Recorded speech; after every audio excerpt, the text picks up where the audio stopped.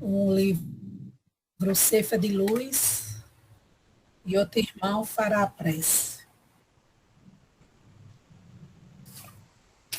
Fé e cultura é o item 38 do livro Cefa de Luz de Chico Xavier, o Espírito Emmanuel, não porém para discutir opiniões. Paulo, Romanos capítulo 14, versículo 1.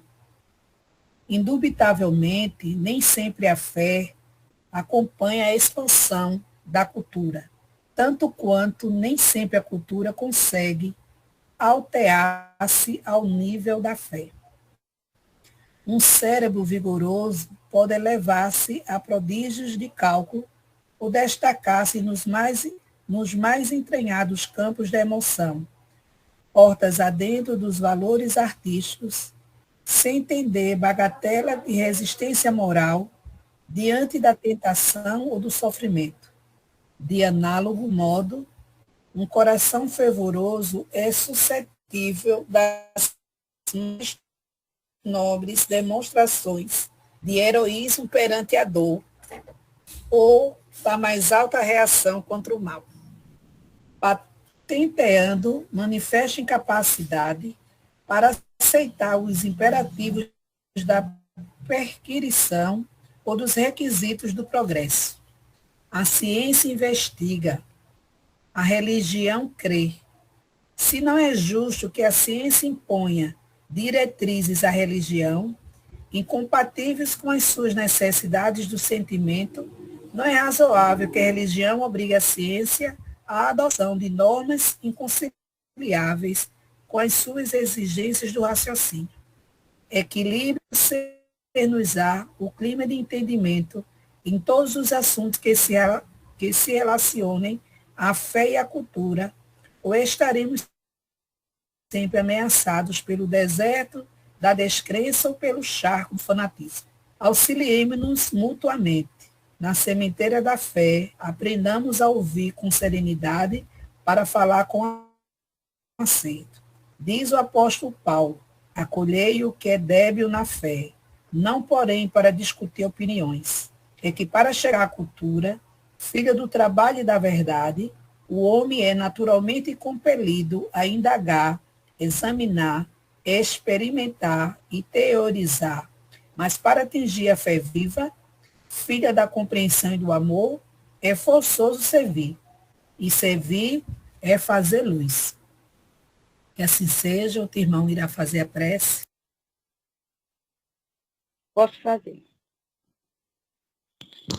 Ainda envolvido no sentimento da mensagem da noite de hoje, servir para fazer luz, buscamos nosso mestre, nosso companheiro de todas as horas, através dessa fleita de espíritos amigos que nos acolhe, através dessa linda mensagem da noite de hoje. Mestre amigo, é com coração felizes que te agradecemos por mais uma noite, Senhor, de estudo, que possamos aqui unidos na fé, na esperança, na tua sabedoria, para que possamos, Senhor, através dessas mensagens, melhorarmos um pouquinho mais, Senhor. Te pedimos que abençoe nossos lares, lares dos nossos amigos, daqueles que não poderam comparecer na noite de hoje, onde quer que eles estejam, que ele receba a nossa carinhosa prece. E te pedimos, Senhor, que auxilie e ilumine a mente da nossa irmã, que dará a mensagem da noite de hoje, que possamos, Senhor, através do teu evangelho, servirmos sempre. Que assim seja, muita paz, graças a Deus.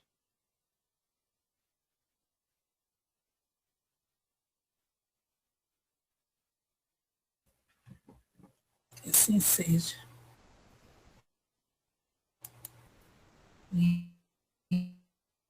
E essa noite nós estamos recebendo novamente Elvira Rios, que já vem colaborando conosco nesse trabalho.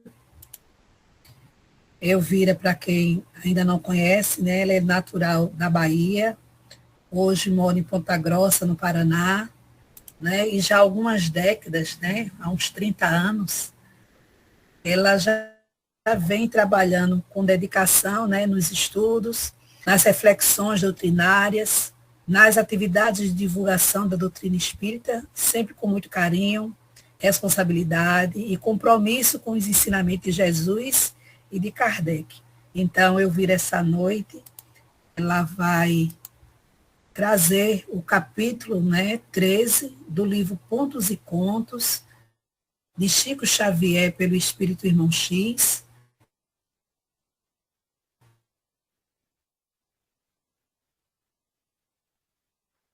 onde vai estar a surpresa do crente. Estão me ouvindo? Então, Então, minha internet hoje ela tá meio chatinha, viu? Obrigada, Sonaide. Então, se falhar, vocês me dão um alô.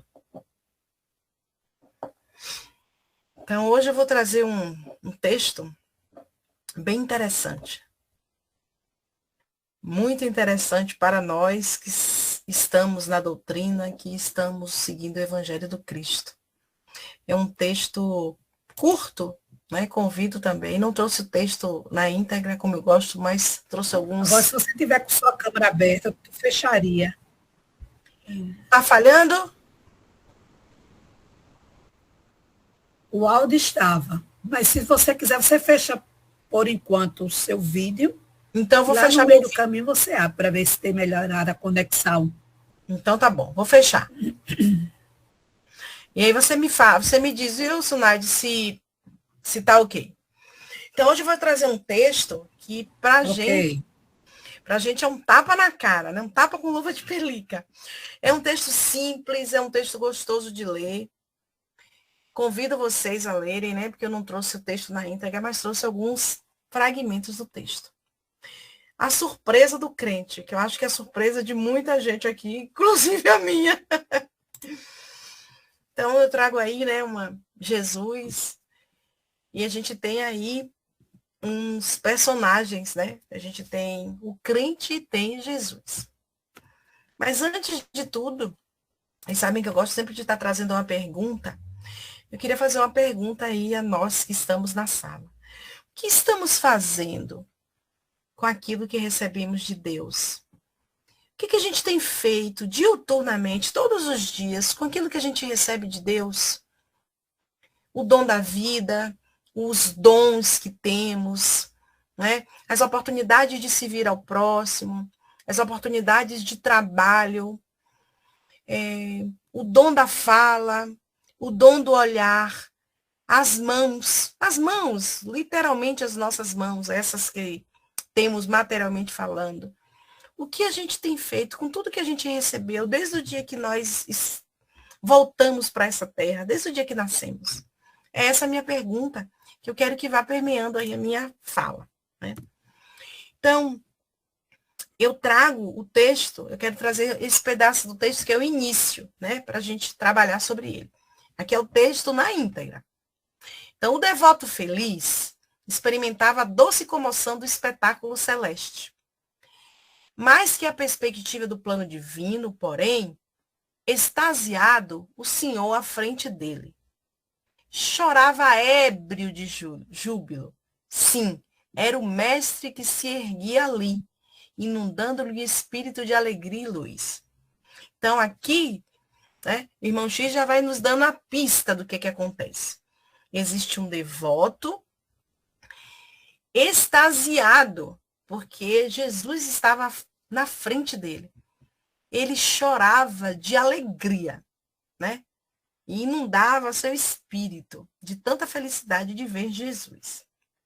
E continua o irmão X. Sentia-se compensado de todos os tormentos da vida humana. Esquecer espinhos e pedras, dificuldades e dores. Não vivia agora o instante supremo da realização? Não esperara impacientemente aquele minuto divino? Suspirara muitos anos por repousar na bem-aventurança. Recolhera-se em si próprio no mundo, aguardando aquela hora de imortalidade e beleza. Pense aí, né? Nós estarmos um dia de frente com Jesus, esquecendo como esse crente, né, como esse devoto, tudo que a gente passou, tudo que doeu na gente. Como se ali fosse, resumidamente, tudo num dia só de nossa vida, né? O êxtase, né, supremo da realização. Como nós ficaríamos felizes. E aí continua. Fugira aos homens, renunciar aos mais singelos prazeres, distanciara-se das contradições da existência terrestre, afastara-se de todos os companheiros de humanidade, que se mantinham possuídos pela ilusão ou pelo mal. Assombrado com as perturbações sociais de seu tempo e receoso de complicar-se do domínio das responsabilidades, alisara-se no místico santuário da adoração e guardara o Senhor que resplandecia glorificado ali, diante dos seus olhos. Um êxtase, né, gente? Um homem que chega no céu, vamos dizer assim, encontra Jesus. Nós, já pensaram nisso, se a gente encontrar Jesus quando a gente partir? Como vai ser magnânimo? Só que tem algumas coisinhas aqui, algumas pistas que às vezes a gente vai lendo e não vai percebendo. Esse homem, né, ele se retirou do mundo. Ele não quis conviver com o outro. Olha só. Então, esse texto, ele nos traz essa história. Então, vamos conhecer um pouquinho deste homem aí, deste devoto, né? A gente tem aí o devoto, o crente. Esses são os personagens, dois, nessa história, nesse conto pequeno. Esse crente, ele representa a pessoa espiritualizada, a pessoa dedicada, a pessoa sensível, assim como nós que estamos aqui. Contudo, esse homem, ele viveu para dentro de si. Ele recolheu-se do mundo, né? Do mundo materialmente falando, e do outro mundo, que é a convivência. Então, mesmo ele espiritualizado, mesmo ele dedicado, mesmo ele sensível, mesmo um homem propenso a fazer o bem, ele decidiu trancar-fiar-se do mundo e em si próprio, né? E do outro lado, né, em frente a este homem, está Jesus, o mestre, esse nosso professor, esse nosso modelo, esse nosso guia, que ensina, vamos dizer assim, o contrário do que este crente e devoto vive, ou viveu. Jesus, nesse conto, ele representa a verdade espiritual. Ele representa o amor ativo, né? Eu quis botar isso aí bem ativo. Porque existe também o amor passivo. Esse amor que ama, mas fica recluso, que sobe a montanha, que vai viver no Tibete, que vai viver longe de toda a humanidade, mas não deixa de ser um ser que ama, que pode emanar boas coisas. Contudo, não é aquele amor que Jesus espera de todos nós. O amor com ação, né? E esse mestre também, ele representa nesse conto a justiça divina. Por que eu trago a justiça divina aqui? Porque muitas vezes a gente, né, nós seres humanos, fazemos, entre aspas, tudo, ou achamos que fazemos tudo, e muitas vezes quando a gente não recebe de Deus aquilo que a gente espera ou acredita que merece, a gente quer barganhar com Deus, ou a gente pergunta, por que comigo, Deus? Eu que sou tão boa, eu que trabalho na doutrina, eu que faço bem, eu que dou sopa, eu que, né, faço bem a todo mundo. Mas muitas vezes a gente esquece que Deus, ele é soberanamente bom e justo e tudo sabe, tudo vê, né? Onipresente, onipotente, oniconsciente. Ele tudo sabe, ele conhece cada filho teu. Então, muitas vezes a gente reclama dessa justiça, sabendo que a gente não tem direito a ela, entre aspas, mesmo Deus sendo tão misericordioso.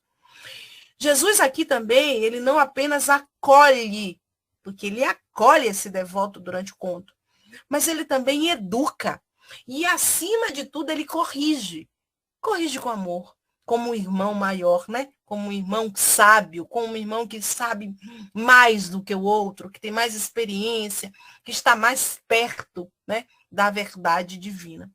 Então, Jesus aqui representa isso tudo. O amor ativo, a justiça, o acolhimento, o educandário e a correção. Só para a gente entender o que acontece. Mas o que acontece, Elvira, com este crente tão devoto como a gente viu lá no início do texto? Esse crente, ele morre e acontece um encontro espiritual. Ele chega ao céu e ao, entre aspas, novamente, descanso eterno. Ele está lá emocionado, feliz, sentindo-se vitorioso, porque ele acredita ter feito tudo que estava ao seu alcance. Só que eu queria também chamar, né, a gente, para a gente se colocar no lugar do crente.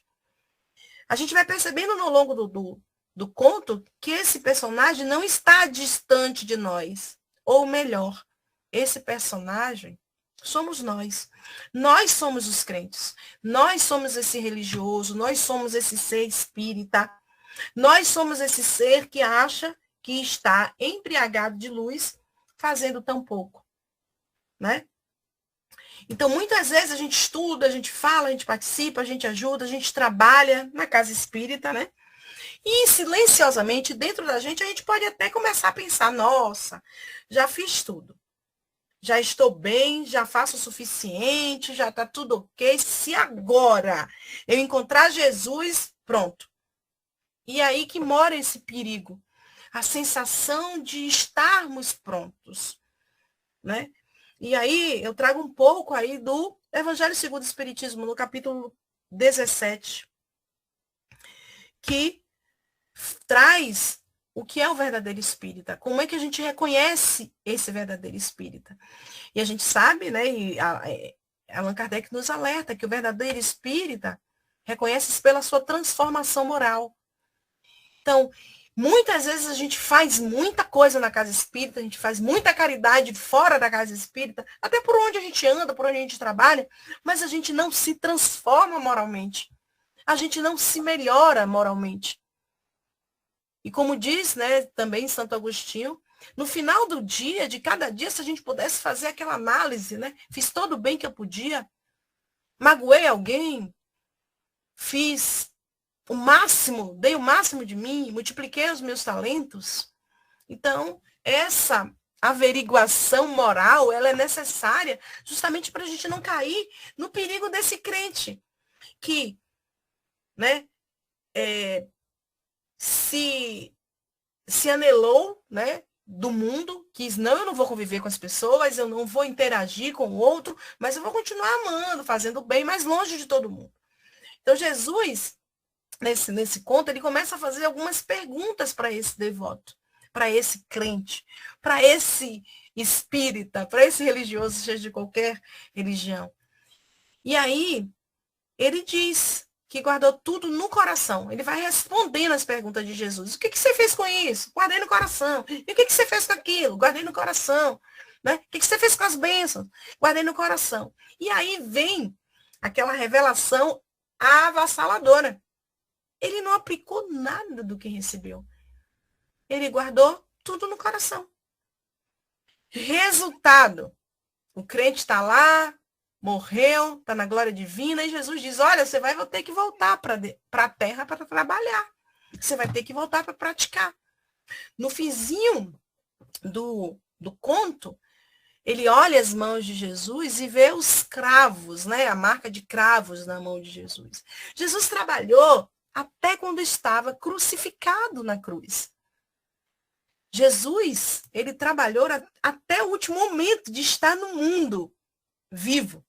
E isso, claro, né, depois também. Na cruz, Jesus, ele conseguiu salvar pessoas que estavam ali ao seu lado. Quando um dos vamos dizer, dos crucificados perguntou, pai, mestre, como é que eu posso, né, alcançar a glória divina? E Jesus diz, olha, hoje mesmo estarás no céu comigo. Então, Jesus, ele trabalhou do início ao fim da sua trajetória mundana. E aí eu nos transporto para esse crente, né? E nós? Vou dar um exemplo bem pequeno, gente, e digo a vocês que eu não trabalho nada. No início aqui, eu estava conversando com o Sunaide, hoje eu já fui cantar no coral. Depois fui cantar numa quermesse católica, né? E ainda vou para o aniversário cantar. E eu acho que eu não fiz nada no dia de hoje. Eu estou aqui sentada, arrumada. Eu já cheguei em casa da quermesse, tomei banho, já me arrumei. E quando eu percebo, eu não fiz muita coisa. Às vezes a gente ocupa o nosso dia e quando a gente chega à noite para fazer aquele balanço que eu falei, eu fiz o máximo de bem que eu pude. Eu escutei o meu irmão. Eu enxuguei alguma lágrima hoje. Eu alegrei o dia de alguém. Eu consegui ser útil de alguma forma, usando as minhas próprias mãos. E aí a gente percebe que muitas vezes a gente ocupa o tempo da gente, vai para a palestra, estuda, faz isso. E a transformação moral, onde fica? Né? Então, a gente não pode cair vamos dizer assim, nessa cilada de achar que a gente fez muito. Emmanuel, na obra Pão Nosso, ele traz um capítulo que fala a boa vontade é luz. Ponto. Ele fala, a boa vontade é luz. Mas o trabalho é a força que transforma. Então, a gente tem que ter boa vontade. A gente tem que estar predisposto ao trabalho. Mas a gente tem que meter a mão na massa. E a gente, às vezes, as pessoas tomam, às vezes, um susto quando eu digo assim em alguma palestra. A gente não veio aqui passear. A gente veio aqui se melhorar. A gente veio aqui buscar essa transformação enquanto ser humano. E eu sempre digo, é inadmissível. Um trabalho, daqui a uns dias a gente vai estar comemorando o Dia das Mães, né? Claro que é uma data totalmente comercial, mas a gente tem esse momento para relembrar um pouco mais das mães. Não é possível que um trabalho danado que uma mãe teve para trazer uma pessoa ao mundo e ele vai morrer, né? Vai desencarnar da mesma forma que chegou ao mundo. Sem multiplicar os dons que Deus lhe deu, sem fazer o bem ao próximo, sem contribuir para o bem desse mundo, o progresso desse mundo, né, nas mínimas coisas. Então, é isso que Deus espera da gente. Então, quando ele fala que precisa voltar à terra para aprender a trabalhar, eu não quero passar por isso. E acho que também ninguém aqui quer. Então, ser um devoto é ser um devoto ativo. Ser um espírita é ser um espírita ativo. Não dá mais para a gente só sentar nos bancos, seja da igreja, da casa espírita, da casa evangélica, do terreiro de Umbanda, sem colocar a mão na massa. Não dá mais para isso. Não que a gente também não tenha que fazer isso nos nossos momentos de recolhimento de estudo. Mas, na hora que passar na peneira, tem que ter muito mais trabalho do que guardar tudo no coração. Né? Então, eu acho que ninguém vai querer voltar nessa situação. Então, Jesus está aí, novamente eu trago essa imagem de Jesus pegando em nossa mão. Pegando em nossa mão e dizendo, o que você fez, Elvira? O que você fez, Sunaide? Tudo que você recebeu lá no plano espiritual para voltar. E aí, no decorrer, né, depois que a gente apresenta esse crente com toda essa performance, vamos dizer assim, o cara tem um currículo top, know-how. Só que de currículo só não vive o homem. Tem que ser currículo prático. E aí Jesus, né, chega na frente dele e faz algumas perguntas. Diz assim, ó, dize-me, discípulo querido, onde pusestes os ensinamentos que eu te dei?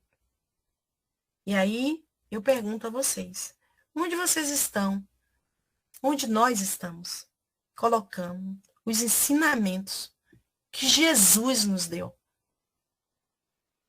Jesus, ele passou pela terra e em 3 anos, né, se jogasse tudo fora, como o próprio texto sempre nos fala, se ficasse só o sermão da montanha, já diria o tanto que Jesus conclama a gente para o trabalho.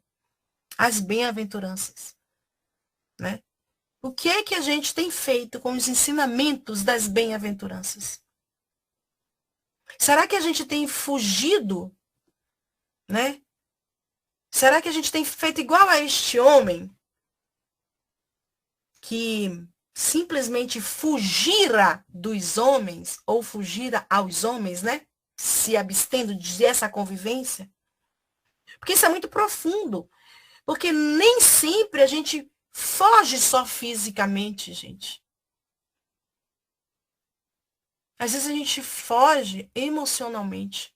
A gente larga de cuidar do outro emocionalmente. E isso acontece muito nas nossas casas espíritas. A gente vai, bate o ponto, faz a palestra, dá o passo, trabalha na mediúnica e não olha nos olhos dos nossos companheiros de trabalho, não olha nos olhos das pessoas que estão ali na plateia nos ouvindo. A gente foge emocionalmente das pessoas. Porque todo mundo que vai para uma casa, seja ela espírita, religiosa como um todo, não vai só porque tá lindo, tudo lindo, maravilhoso e cor-de-rosa. Muitas vezes vai com suas dores, gritando, latente em seus olhos. Né? E trazendo mais um pouco do Livro dos Espíritos, na questão 132. Estamos na Terra para progredir. E progredir é conviver também com o outro. É abraçar o outro, é acolher o outro. Joana de Ângeles, nos seus livros, né, ensina que crescemos na convivência. Batendo de cara com o nosso selfie, com as nossas máscaras, com o nosso ego e acolhendo o outro, convivendo com o outro. Então, será que nós estamos vivendo o Evangelho ou estamos apenas falando dele? Falando dele, dos ensinamentos dele. E Jesus, ele continua. Onde guardaste minhas continuadas bênçãos de paz e de misericórdia? O homem de Nazaré ensinou as bênçãos de paz. Quando todos atacavam Jesus, Jesus era manso e brando de coração. E foi misericordioso até com seus algozes. Será que nós estamos assim? Com as bênçãos de paz que recolhemos de Jesus e as de misericórdia, fazendo isso na nossa família, por exemplo, trazendo paz à nossa família, às pessoas que estão ali, convivendo conosco nesse celeiro de bênçãos, nesse caldinho quente que muitas vezes é um núcleo familiar. Será que a gente é misericordioso com os nossos pais, com os nossos filhos, com os nossas esposas, com os nossos maridos? Será que a gente tem feito isso? E Jesus continua. E as luzes que acendi em torno dos seus passos? Quantas vezes Jesus acende luz ao nosso redor? E a gente nem agradece muitas vezes. E a gente sabe muito bem que esse mestre, ele não nos abandona. É paciente com os nossos erros, é manso. Onde a gente tem guardado as luzes em torno de nossos passos, não é em torno do outro, é a minha luz, essa que ele disse que também pode ser o sal da terra, somos deuses, essa luz que acende todos os dias em nossa vida. O que a gente tem feito com ela? E aí Jesus pergunta a esse crente que somos nós, e os dons que te ministrei? Aqui no meio, né, eu sei que tem professores, né, tem representante comercial, tem o rapaz da farmácia, não sei se é farmacêutico, mas é o cara que já está lá, muita gente já está tanto tempo lá que às vezes o pessoal já vai achando que ele que é o médico. O que a gente tem feito com os dons que Jesus nos deu? A gente tem pesado a vida do outro ou a gente tem amenizado a vida do outro? Essas perguntas são muito importantes da gente se fazer olhando para o espelho. Né? Tem pessoas aqui que são mestres, tem pessoas aqui que são motoristas, conheço algumas pessoas que estão aí na sala. O que a gente tem feito com os dons? E além desses pequenos, grandes dons, a gente tem multiplicado os dons da gente? Porque vai chegar lá a hora de prestar conta. E aí Jesus, por último, pergunta: onde arquivaste a fé? Gente, como é que a gente vai responder isso? Onde a gente está arquivando a fé? A fé não é teoria, a fé é prática. A fé não é posse, eu tenho fé. Não, gente, a fé não é posse, ela trupica. Muitas vezes na dor, ela sai de nossas mãos. Ela cai, a gente pergunta: nossa, Deus, eu não vou aguentar, por que comigo? A fé não é posse, é movimento. A fé não é uma ideia, é uma ação. Então, onde a gente tem arquivado a nossa fé? E as dádivas, as oportunidades de santificação. Não é serem beatos, não. É estar próximo a esse amor divino e aquilo que o amor divino pode se manifestar em mim enquanto ser humano. E as esperanças e os bens infinitos que lhe foram entregues em meu nome. Lembram lá, né? Ele estava pronto. Será que nós estamos prontos para respondermos isso? Eu não estou, tá? Avisando logo a vocês, vão me orando por mim, me ajudando aí. Não estou pronta. Por mais que eu faça, como eu disse, hoje o dia foi daqueles de nem sentar. Mas por mais que eu faça, se Jesus me pergunta onde eu arquivei a minha fé, por exemplo, nos meus momentos de dor, há 9 meses atrás eu passei uma dor tão grande que muitas vezes eu disse assim: Senhor, não deixa a minha fé cair. E as dádivas de acordar todos os dias, de termos filhos, né? De hoje, após, já passamos aí 5 anos, né? Pós-pandemia, 6 anos pós-pandemia, as dádivas de respirar. Tudo que ele nos deu, o que a gente vai responder a ele? E aí, eu gosto de trazer imagens, vocês sabem, né? Esse mestre de consolação. Esse mestre de amor. Jesus, ele vai pacientemente chamar este devoto à real função dele estar ali. Podemos lembrar do Livro dos Espíritos, na questão 674, fala que o trabalho é lei, a lei do trabalho. Chama ele para trabalhar. Como eu disse, no final, ele mostra as marcas, né? Ele vê algo que muda tudo, que é as marcas dos cravos nas mãos de Jesus.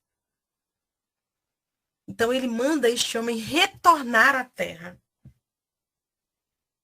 Retorna à terra e vai fazer aquilo que você tem que fazer enquanto espírito imortal.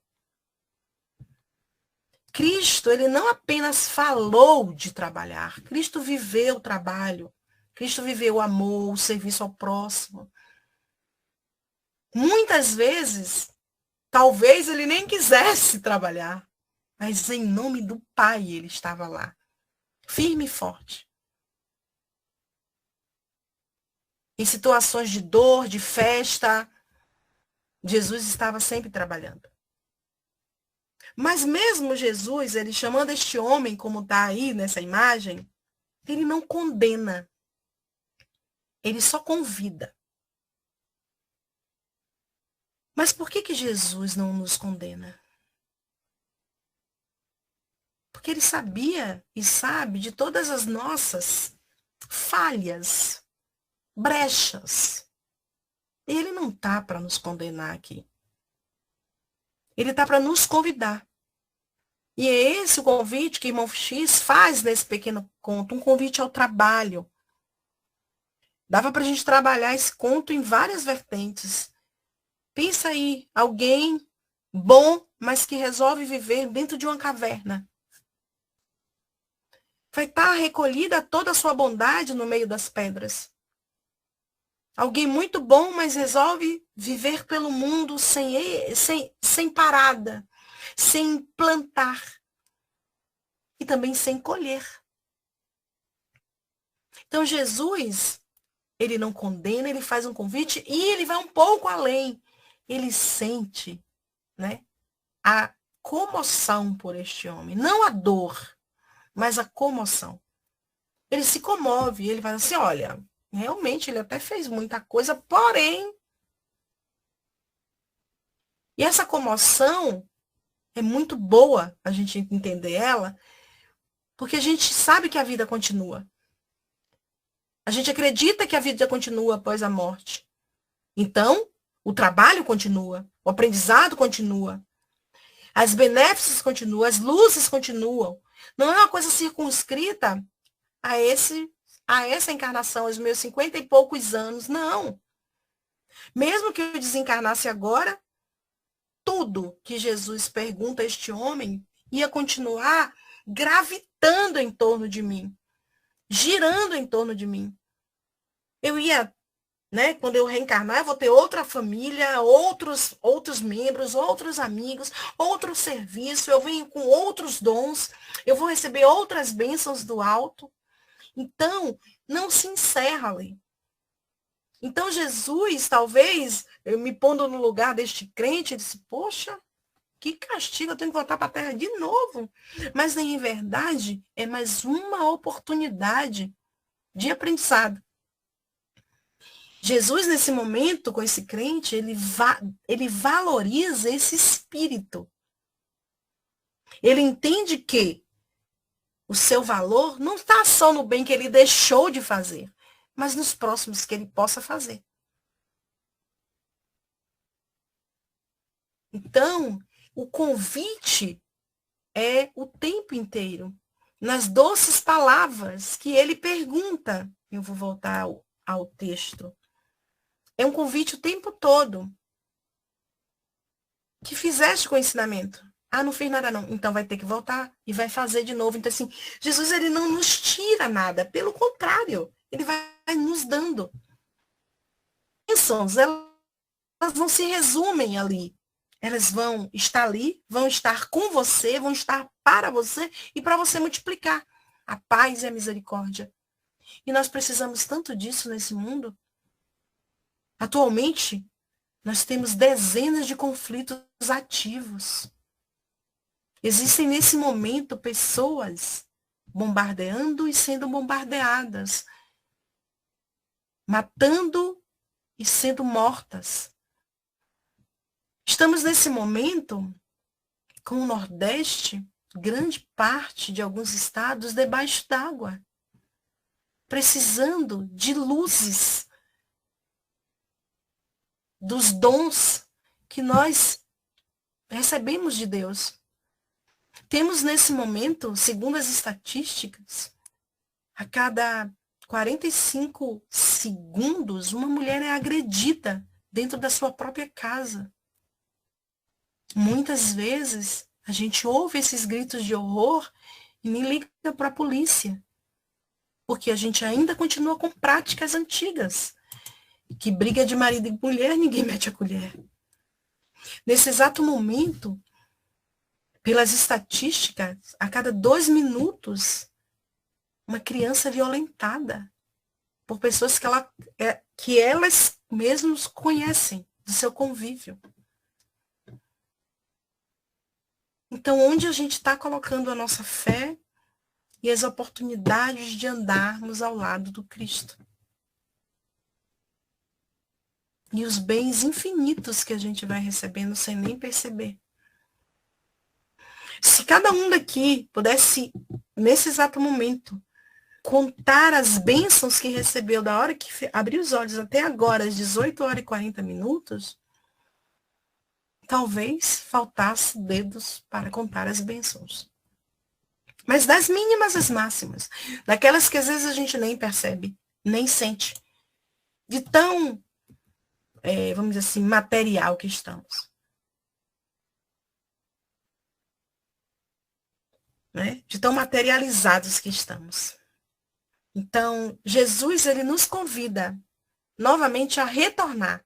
Não à vida corpórea, como este homem, mas a retornar aos nossos lares, ao nosso trabalho amanhã na segunda, academia, no meio da rua, e conviver com o outro, e distribuir tudo isso que temos de luz dentro da gente. Não precisa, eu acredito que a gente nem quer que esse momento chegue, de morrermos e Jesus dizer, volta. Mas o convite hoje é que voltemos. Voltemos àquele lugar que está as leis de Deus, a nossa consciência. E perguntar para a gente mesmo, eu tenho feito tudo o que eu posso? Porque um dia nós seremos só uma lápide com o dia que chegamos e o dia que partimos. Mas entre o dia que chegamos e o dia que partimos, tem um traçozinho, que é a nossa escalada terrena, a nossa andada terrena. Então, que a gente possa voltar a aquilo que a gente consegue mudar, porque enquanto há vida, a gente ainda consegue mudar tudo. Então, será que a gente está perdoando tanto que a gente precisa perdoar? 7 vezes 7? Será que a gente está tocando o outro como aquela mulher hemorrágica tocou Jesus com tanta fé? Será que a gente tem tocado o outro? Será que a gente tem conseguido deixar no outro um rastro das bênçãos de Jesus? De seres divinos que somos? E aí, como eu disse, né, eu gosto de ouvir vocês, eu queria ir para a conclusão, para escutar alguém. Então, depois de tudo isso, sobra algumas perguntas em nosso eu. Óbvio, várias. Essas que eu fiz, poxa, que a gente bota, pô, será que eu fiz tudo? Pô, será que eu podia ter perdoado mais a minha mãe? Nossa, será que eu podia ter cedido mais um pouco?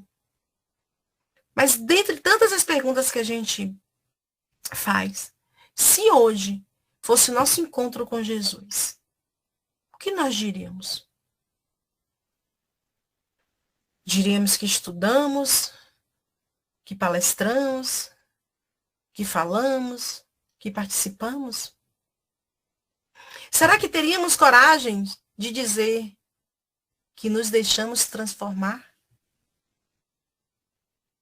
Porque o problema daquele homem não foi falta de fé. Não sei se vocês lembram no início do texto, era um homem com fé.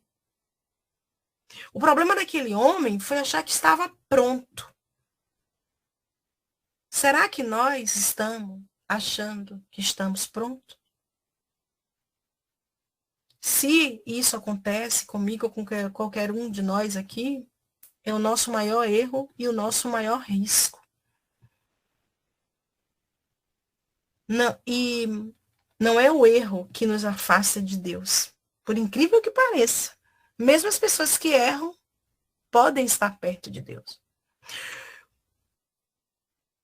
É a ilusão de que já não precisamos mais mudar, que já não precisamos mais do outro.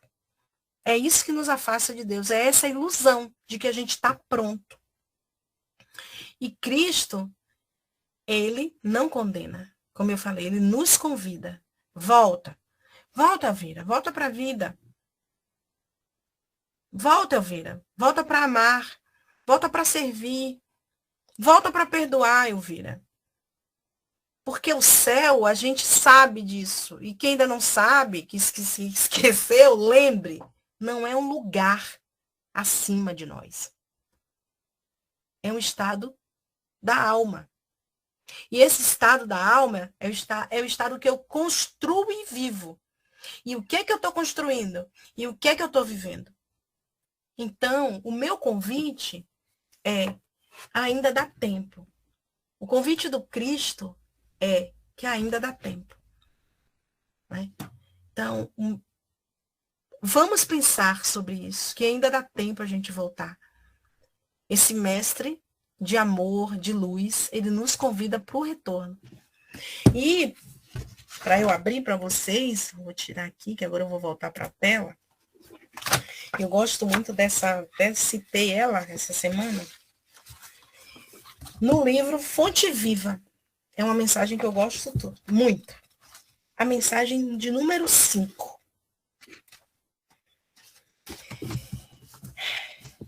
né? Que diz assim, consegues ir?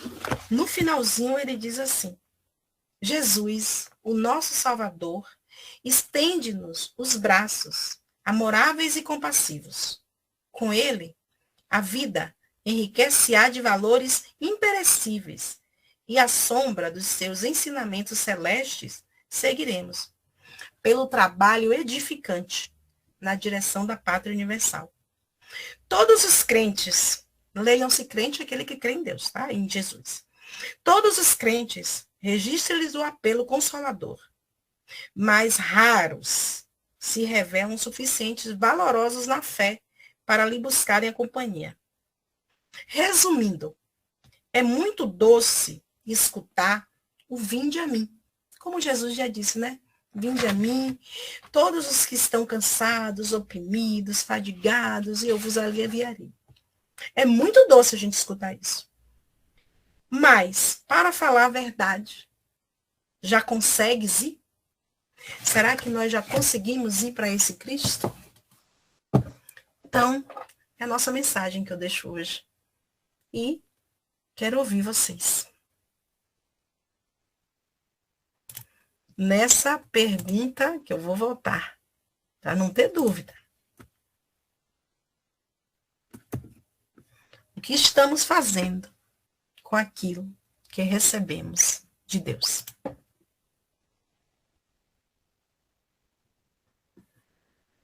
Alguém me responde?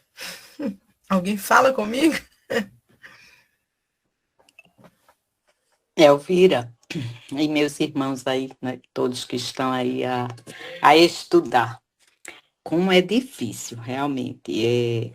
Aí vem a questão dos dois passos que a gente precisa: amor e instrução, conhecimento, né? E quando diz, né, quando você faz esse questionamento, estão me escutando? Sim. Ok. E aí, quando você faz esse questionamento do que é que nós estamos fazendo, né? E eu me peguei no Evangelho, lá no capítulo 9, quando nos dá um puxãozinho de orelha em relação ao que é que nós estamos fazendo, se nós estamos obedecendo a grande lei de evolução. E lá diz que é o nosso lema dessa geração, de vossa geração, assim, eles dizem, né? E aí eles dizem assim, ai daquele, que isso é a espiritualidade maior, ai daquele que é preguiçoso, ai daquele que freia a inteligência. E às vezes, o que é que a gente está freando em nossa inteligência? Né? Como também a inteligência do outro, porque dependendo da posição que nós estamos, se você está numa posição de líder, por exemplo, e às vezes você freia até a inteligência do seu subordinado, né? Mas aí em relação a nós, a nossa inteligência. Aí eles dizem lá, ai de nós, porque eles, a espiritualidade, são os nossos guias, e que, aí tem lá, chicotearemos e brecaremos sua rebeldia, né? No freio e na espora.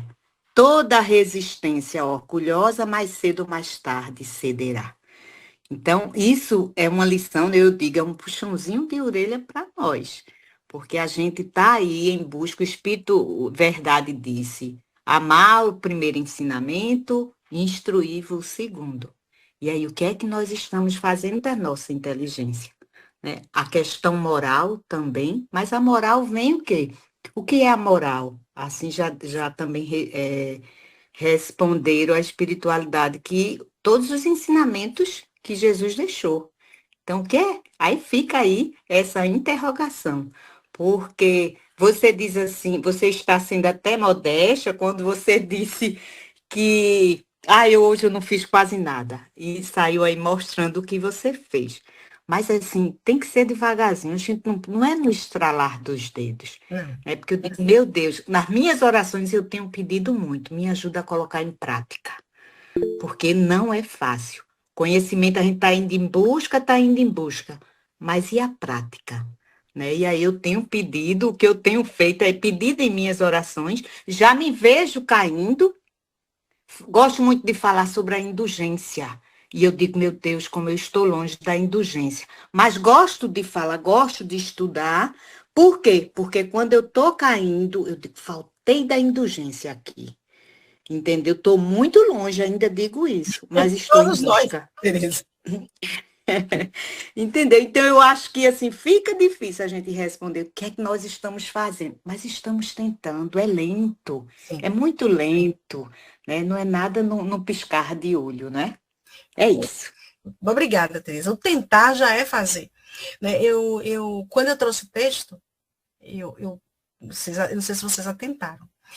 O texto ele traz uma história de um devoto, ó, sincero, religioso e dedicado. Tudo que a gente tenta ser. Então, mesmo um homem sincero, religioso e dedicado, mesmo ele estando, porque ele não foi para um umbral, viu, gente? Não foi para o inferno, não foi nada. Ó. Lá no texto tem assim, ó, ele se vê diante de um cenário de luz, de beleza, de paz, tudo lindo, e encontra quem? Jesus. Então, não é que a gente não precisa ir correndo. Como você bem falou, Teresa, a gente vai devagar. O importante é a gente ir. E o importante é a gente não parar. Porque muitas vezes a gente foi condicionado a não ver as nossas benéfices. A gente foi condicionado durante muito tempo a respeitar o outro, cuidar do outro, dar um lugar para o outro sentar, nananã, e não cuidar da gente. Então, a gente tem que cuidar da gente. E é esse cuidar que você diz no seu tempo. Né? Alberto. Oi, boa noite a todos. Essa pergunta é desafiadora, Elvira, porque não é fácil a gente fazer uma análise da gente mesmo e confessar, né? Principalmente diante de pessoas que a gente fica assim, poxa, quem são? A gente não conhece, vai fazer um julgamento, e às vezes a gente tem dificuldade de se abrir e fazer essa análise. Mas, antes de eu responder, eu penso, eu tive educadores assim, eu tive uma professora meus professores de português não me ensinaram de maneira que eu achei que não foi adequada, né? Porque toda vez que as professoras me perguntavam como eu entendia um texto, tudo que eu respondia, elas diziam, não, não é isso, é aquilo. Isso aí me chateava. E eu não gost... e eu tive dificuldade e não gosto de literatura, né? Eu não aprendi a gostar, porque todas as respostas das professoras, não, você está errado, não é assim e tal. E depois, quando a gente faz um curso super universitário, a gente entende, e eu tive um professor de português não me lembro qual era a matéria dele.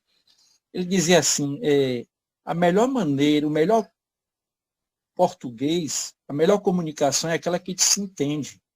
Não precisa ser letrado e saber o português na íntegra, se você não tem uma boa comunicação.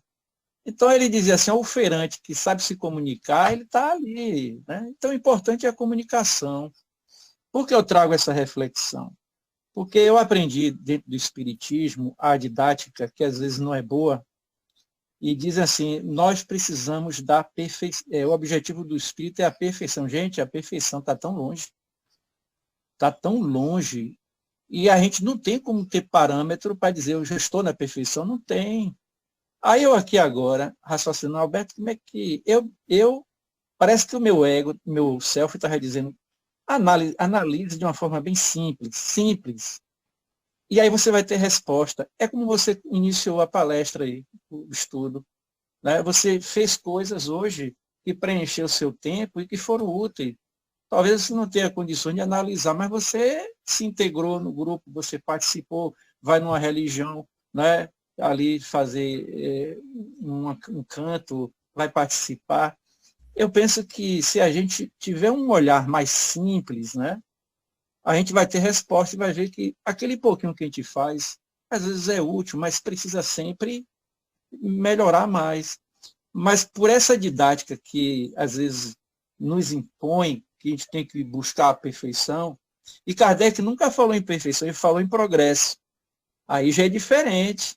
O progresso é algo que você pode atingir aqui, mas em perfeição, poxa, não tem como eu ser perfeito, né? Eu acho que a didática, essa linguagem que você traz assim, que é fácil, eu digo, não, eu tenho feito um esforço, mas não é a meta, preciso melhorar. Claro que preciso melhorar. E essa pergunta é instigante porque é provocadora. Mas a resposta que a gente vai ter de sair desse pedestal da superioridade, né? E não querer se comparar a ninguém, porque cada um também busca aquilo que a gente quer. Né? Todo mundo busca o equilíbrio, a felicidade, a paz, e exige da gente movimento. Então, meu questionamento é esse. Não precisa a gente ser perfeito, não, gente, porque está muito longe e a perfeição não se atinge. E nem assim a perfeição relativa, porque a gente não vai ser perfeito. Porque eu penso assim, cada degrau que a gente atinge evolutivo, a gente vai perceber que tem mais coisa lá na frente.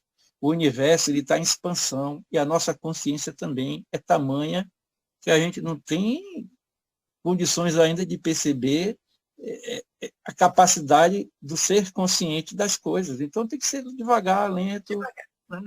Lento. Então, minha amiga, parabéns pela sua reflexão, foi muito boa. Me ativou aqui os neurônios a desenvolver mais raciocínio. Obrigado. Eu, como professor de português, fico triste, né, dos professores ter feito com você. Lembrando, gente, o nome do texto é A Surpresa do Crente. A nossa surpresa, muitas vezes, já pensaram se a gente, ao invés de ter essa surpresa que o crente teve, a gente nem achar que é capaz e chegar lá e Jesus vai assim, muito bem, Alberto, você passou no teste, venha. Sei não. Aí você diz, mas eu fiz tão pouco. Então, gente, o que a gente está fazendo, quando eu digo assim, o que eu estou fazendo com aquilo que eu recebi de Deus, é 2 caminhos que esse crente teve e que nós temos. Eu tenho guardado no coração ou eu tenho vivido com as mãos? E as mãos é isso, né? É como você falou, eu não preciso chegar à perfeição, eu preciso ir. Né? E lembra que eu falei, a gente foi condicionado, a nossa geração principalmente, a respeita, cala, senta, levanta. A gente foi condicionado a isso. A gente nunca foi condicionado a olhar para dentro da gente, a cuidar com carinho daquilo. Poxa, eu tenho feito o meu melhor. Nossa, eu cuidei aqui de Sunaide, mas eu dei o meu melhor. Mesmo eu dando o meu melhor, ainda estava muito pouco, então a gente foi muito cobrado. Então é devagar mesmo, como a Tereza falou. É progredindo mesmo, um pouquinho a cada dia. E como eu falei, né? Não é o tanto também que eu faço, é o tanto que o que eu faço me melhora moralmente. Então, eu sempre falo para os meus filhos, quando você peneirar Elvira, quando eu morrer e você peneirar Elvira, o que você vai entregar ao outro? Como é que ele é Elvira amiga, Elvira mãe, Elvira colega, Elvira amante, Elvira namorada? Então, é essa essência que, para mim, é o que eu entrego a Deus. Mais alguém? Eu queria fazer uma colocação na minha visão, né? Eu acho assim que ele teve uma visão muito egoísta de salvação. Ele entendeu errado que a salvação, ele não precisava se isolar. Ele precisava usar o amor em ação, em trabalhar pela caridade. É o que a doutrina nos ensina, né? A nossa salvação é a caridade, é o amor que eu posso fazer a mim e ao meu próximo. É a minha visão. Eu achei assim um pouco ele ser muito egoísta na visão quando ele chegou lá no mundo espiritual, que se ele se isolar, ele, mesmo ele não trabalhando nada, ele ia enxergar Jesus de uma outra maneira. É a minha visão, né? Pelo esse resumo que eu estou fazendo aqui do que você colocou. Eu acho assim que a gente ainda está muito usando o termo egoísta, que a gente ainda não se livrou. De qualquer forma, a gente sempre tem aquela chaga do egoísmo conosco. É o que eu penso nesse texto. É verdade, velho. E muitas vezes a gente faz isso inconsciente. Tipo assim, eu não vou me colocar aí ao perigo porque eu não quero pecar. Né? Às vezes eu falo assim brincando, né? Digo, olha, gente, eu nem vou nessa situação, porque daqui a pouco eu perco meu réu primário, a gente brinca assim, né? Então, o que o crente, além de um egoísmo, ele não quis, tipo assim, eu não vou utilizar tudo, eu vou guardar tudo direitinho o que eu trouxe, porque quando eu subir vai estar tudo do mesmo jeito. E não é isso, né? E como eu disse, no fim ele se transforma porque ele vê as mãos de Jesus, os cravos. Então, nossa, ele sofreu, ele trabalhou, e eu tô aqui lindo, leve, solto, querendo a glória. Né? Então ele, e assim como a gente também, quando a gente olha o exemplo de Jesus, a gente joga um pouco desse egoísmo fora, ou tende a jogar, né? Muitas vezes é difícil. Mais alguém? Muito bom. Elvira, parabéns pela sua belíssima explanação, como sempre, maravilhosa. E hoje você me ensinou uma coisa muito profunda no meu ser. Não é sobre a gente brilhar sozinho, né? É sobre quantas luzes nós acendemos pelo caminho. E é isso que a gente tem que levar, né? É isso que a gente tem que deixar. Quais são as marcas que a gente deixa para o outro ser, né? Ser. Então é isso. Vamos acender muitas luzes ao caminhar. E hoje você acendeu com certeza muitas, porque você nos levou a uma reflexão profunda, aonde a gente Obrigada. acolhe, se acolhe e acolhe o outro também. Gratidão. Obrigada, gratidão. Gratidão eu pela paciência, pela colaboração. Vocês sabem que eu gosto de ouvir vocês falando, né? Essa troca é muito boa, porque às vezes a gente vai ouvindo e a gente não se atenta a alguns detalhes, né? Vocês sabem que o professor de português, né, é diferente aí eu gosto de que vocês vejam os detalhes. Quando eu digo assim, o crente era devoto, quantas vezes a gente faz isso? Não se atenta aos nossos detalhes. Então, mais uma vez, eu convido que a gente se atente aos detalhes. Às vezes a gente acha que está fazendo muito, e às vezes a gente acha também que a gente não está fazendo nada. Então, que a gente atente aos detalhes do equilíbrio. E é isso que o mestre quer, que a gente se reequilibre e caminhe para o Pai. Porque não é fácil, né, gente, no mundo aqui. Pois. Sunaide. Agradecer, Elvira, né? Foi bom as reflexões. Eu dei uma fugidinha para tomar um analgésico, mas muito bom o nosso estudo. As contribuições também dos nossos irmãos aqui na sala, né? Que faz com que, como você diz aí, as reflexões que trazem, né, nesse momento de estudo, às vezes a gente não tinha olhado por aquele prisma, não é? E o irmão nos abre os olhos com esse olhar também, de cuidado, de zelo. Agradecer mais uma vez por sua contribuição, pelo tempo doado, agradecer os irmãos também que estão aqui na sala, que vieram participar, contribuir, vibrar, né, com esse momento. E eu passo a palavra ao seu Mário, para ele concluir o estudo da nossa noite. Sunaide, muito bem. Estão me ouvindo, então?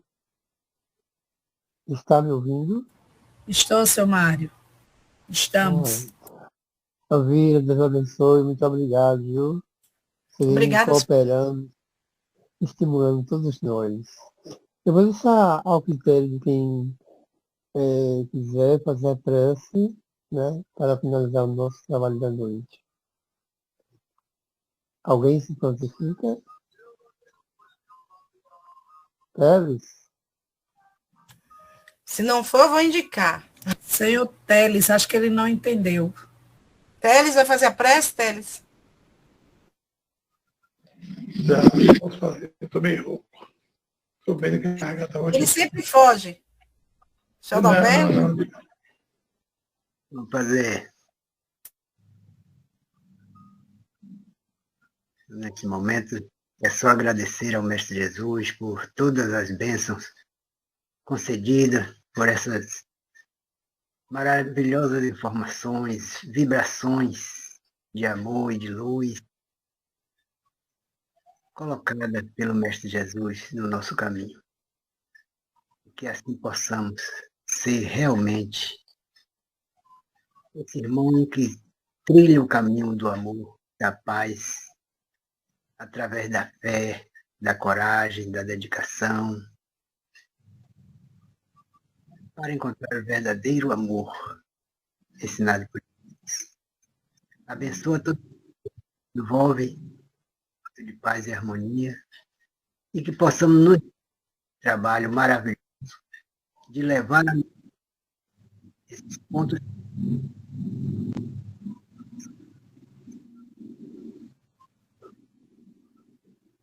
mensagens no caminho do bem e da paz, aqueles irmãos necessitados do teu amor, que ainda pedem socorro por não entender os teus ensinamentos, mas que todos nós possamos prestar o socorro, principalmente a nós mesmos.